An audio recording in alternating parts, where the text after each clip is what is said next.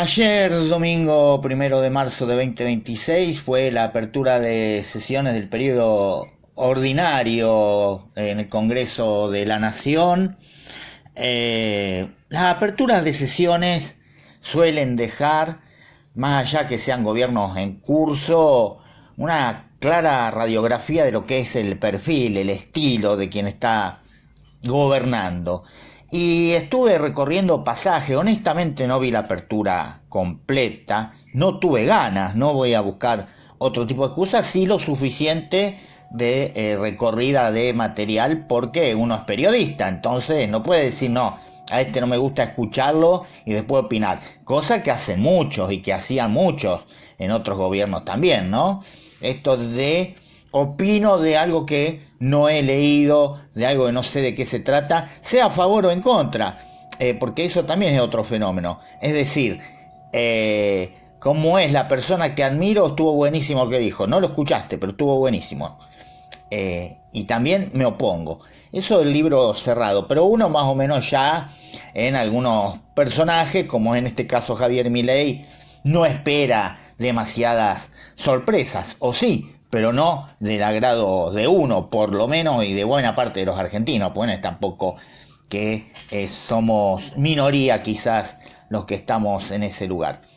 Bueno, mundo convulsionado a partir de el ataque de Israel a Irán, de Estados Unidos, de esta contraofensiva, pero eso lo vamos a desarrollar en otro capítulo de hoy lunes. Tenemos geopolítica, el podcast de geopolítica. Después les voy a dejar el enlace para que ahí donde voy a desarrollar este tema, teniendo en cuenta que un poco rompe con las características del podcast, que va más allá de lo inmediato. Pero bueno, tiene que ser, si se quiere, un podcast de emergencia, entre comillas, más allá que era hoy el día que le tocaba. Bueno, mucha agresión permanente, algo que ya nos tiene acostumbrados, datos o afirmaciones, aseveraciones que no se condicen con la realidad. Y volviendo al tema de las agresiones, uno escuchaba, no fue un monólogo de Milei, gritaban cosas los diputados de la oposición, pero eso ha ocurrido en todas las aperturas de sesiones. Lo que han hecho otros presidentes, te gusten más, te gusten menos, era, como se dice, darle para adelante, sea cualquiera. Podría haber algún cruce que otro, pero no sistemático como fue ayer, que ya arrancó todo con que a Milei lo tenía que recibir Victoria Villarruel, imagen que no registró la transmisión oficial, que de hecho fue bastante desprolijo, ¿no? Generalmente se informa con antelación a los canales, que abruptamente tuvieron que suspender lo que estaban haciendo. Y esta apertura de sesiones, como les decía, vuelven a confirmar el tono y la orientación política que ha marcado el gobierno de Milei desde el inicio. Un discurso confrontativo que defendió con énfasis el rumbo económico adoptado, centrado en el ajuste del gasto público. Sin embargo, hizo loas de todos los incrementos en las distintas asignaciones, programas, planes, la reducción del déficit fiscal y la desregulación de amplios sectores de la economía. Volvió a reivindicar el llamado equilibrio fiscal como el principal logro de su administración, y que el programa económico apunta a sentar las bases de un crecimiento sostenido a largo plazo, aun cuando reconoció que el proceso implica costos sociales en el corto plazo. En el medio tuvimos a Chilindrina Trosca, a la diputada Bergman, no recuerdo, estoy parafraseando, ¿no? El tipo no era de primera clase, pero algo así dio a entender, el oligarca vestido con harapos, a Juan Grabois, y ustedes tienen a la líder, ustedes está presa y va a seguir ahí, haciendo alusión a los kirchneristas, que fue a lo que más atacó. Volvió otra vez a atacar a la izquierda, aunque ustedes, le dijo a Del Caño, no suman ni el 5%, dicen representar a los trabajadores.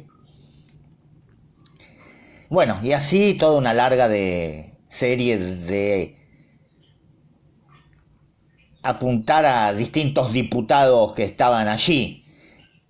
También, por supuesto, dijo, entre otras cosas, como les decía, otras cuestiones que lejos están de hacer grande a la Argentina otra vez, como lanzó al final, y obviamente su grito de viva la libertad, carajo.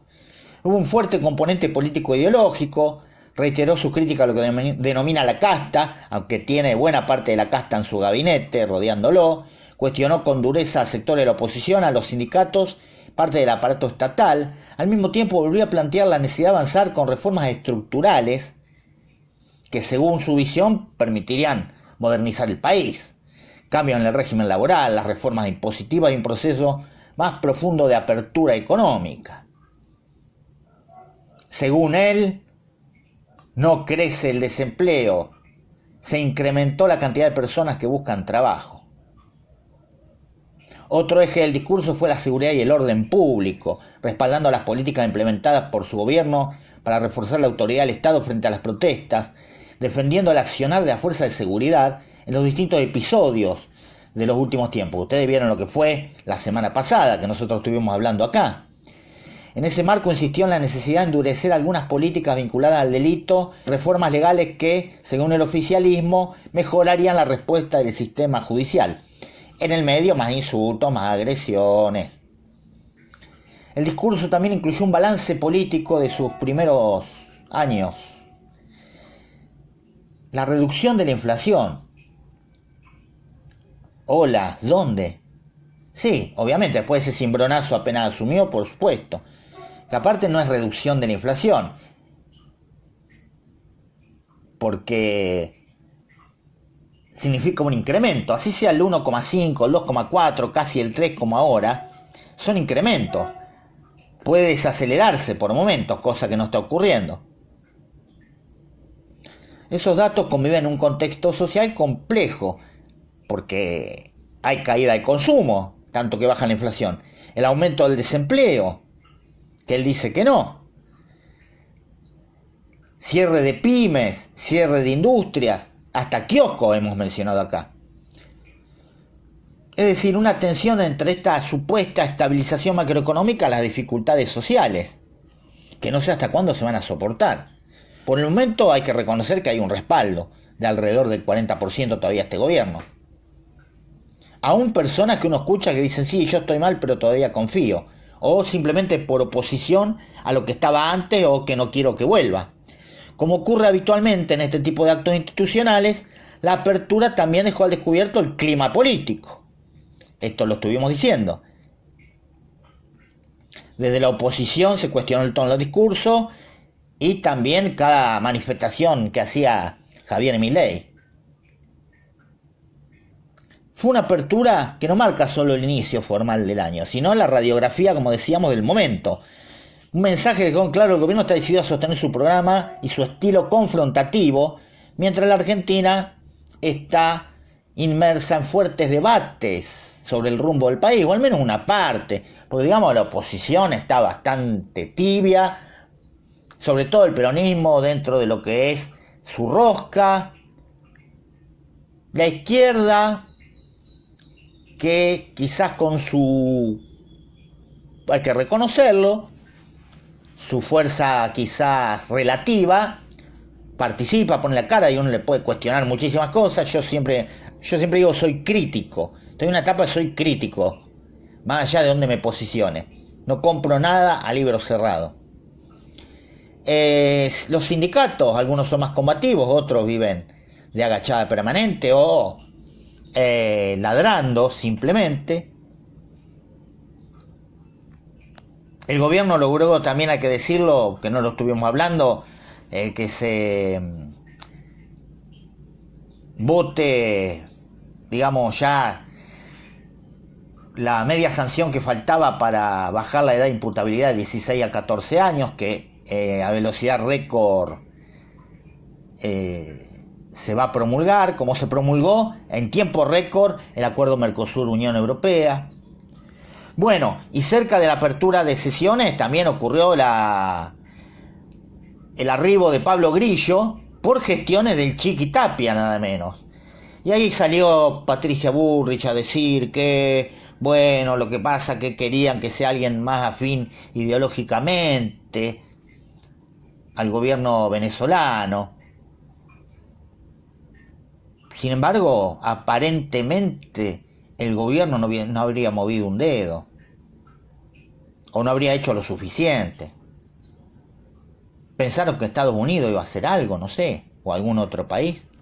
Esto es entre líneas. Estamos comenzando una nueva jornada. Por supuesto, para quienes no nos pueden escuchar en vivo, compartimos por la tarde la editorial en YouTube, en iVoox y también en nuestras redes sociales. Recuerden que vamos a tener un podcast sobre esta guerra que se ha desatado y uno no sabe cuál será el futuro de la misma realmente, entre lo que fue el ataque de Estados Unidos e Israel a Irán, la respuesta, y lo que está dejando como saldo hasta el momento, con la muerte de líderes iraníes, entre ellos el Ayatollah Khamenei, el expresidente Ahmadinejad, y toda un clima de hostilidades que, como dije antes, no sabemos hasta dónde y cómo va a seguir escalando. Y por supuesto en ese podcast te vamos a contar también cuáles son los intereses que se esconden detrás de la supuesta defensa de los derechos humanos de los iraníes.